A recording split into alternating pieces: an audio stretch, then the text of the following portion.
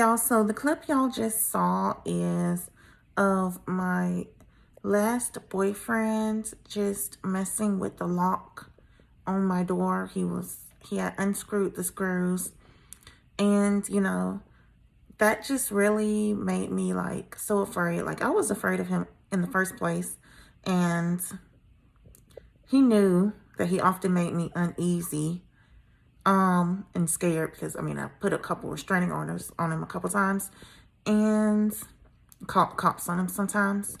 But that was like really, the last thing that I dealt with him. Well, I wouldn't say it's the last thing I dealt with him, because I still would feel fear for a long time, even after I left. But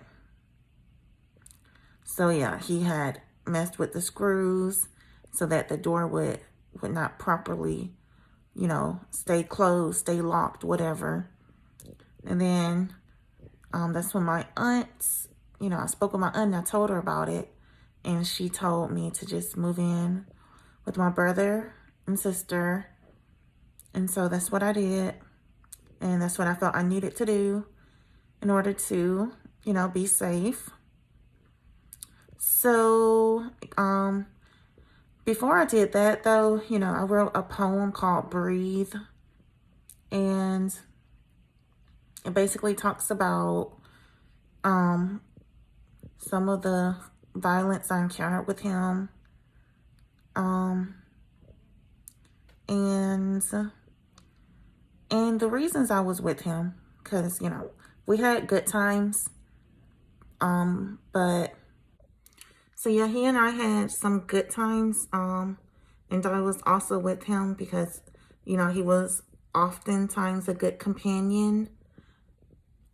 And well, I found him to be a suitable companion a lot of the times.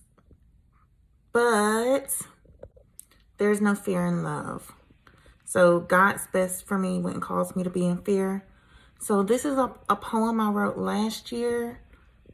A friend asked me to write it for Domestic Violence Awareness Month in October. So I am recording it and I'm going to go ahead and post it. All right, y'all. So this poem is called Breathe.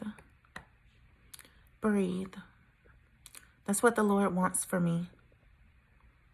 That's what he wants for us. Countless times he's heard, I can't breathe. I can't breathe. George Floyd? No, me. I can't breathe with his hands to my neck. Lord, help me, is all I can think. I don't want to die without fulfilling God's will for me in the earth. Those are my only thoughts as his hands loosen on my neck, and I'm free. For now. But am I really free?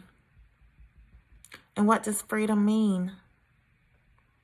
Because I think back to my childhood, my time as a girl, the arguments my parents had, drunken dialogue, and me asking Mom, Ma, why are you with him?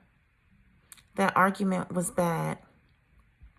And my mother's reply, well, it's okay now. The argument was over and things were okay. Things were okay for the rest of the day. But what does okay mean? And what does free mean? And can you be okay and free with a man who is mean sometimes? With a man who is scary at times? Maybe there's something wrong with me. Maybe I provoked him. Maybe next time I'll do things differently. That will require me being a little less me, a little less Ash. Next time, I'll calm him down. I'll hold him and give him what he wants. Then he'll fall asleep and dream, and I'll be okay for another day. And tomorrow when he leaves, I won't allow him back. Because I'm really done this time. I know I've said it before, but I mean it this time. I'm tired this time. Brains rewired this time.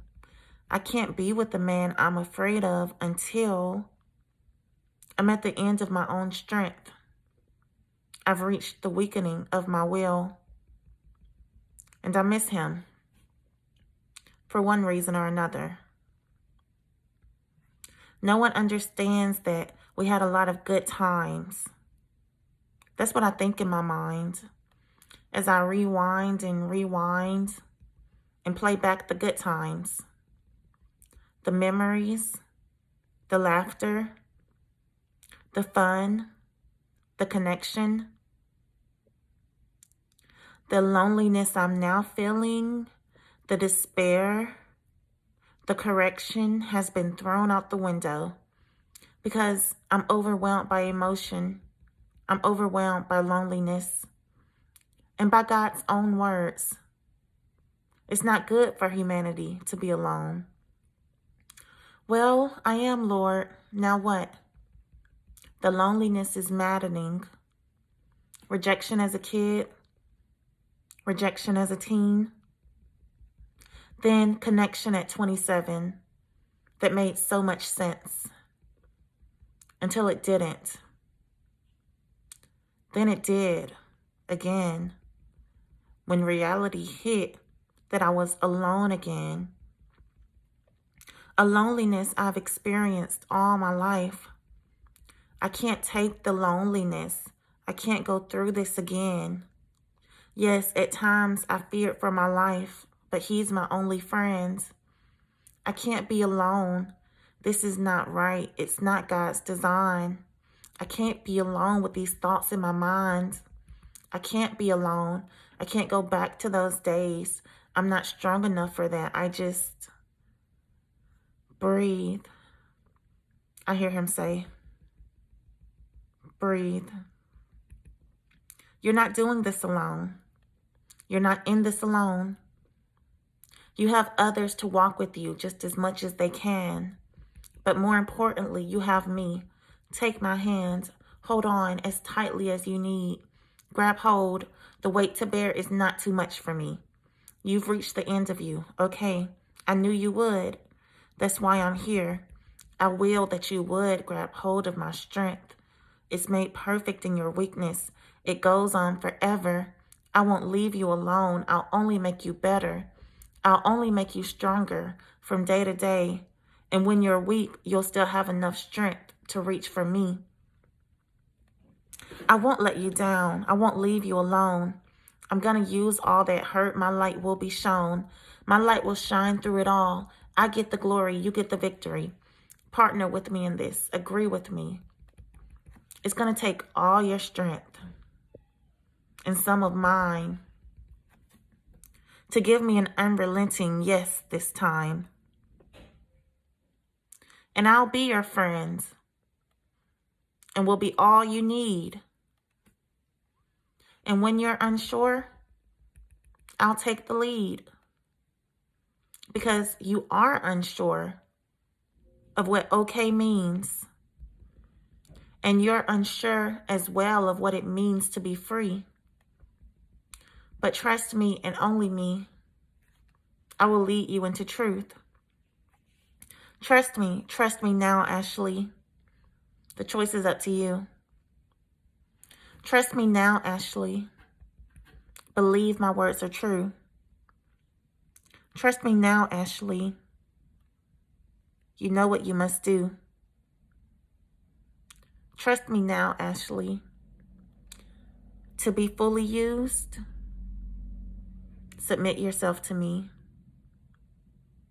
Exhale. Breathe.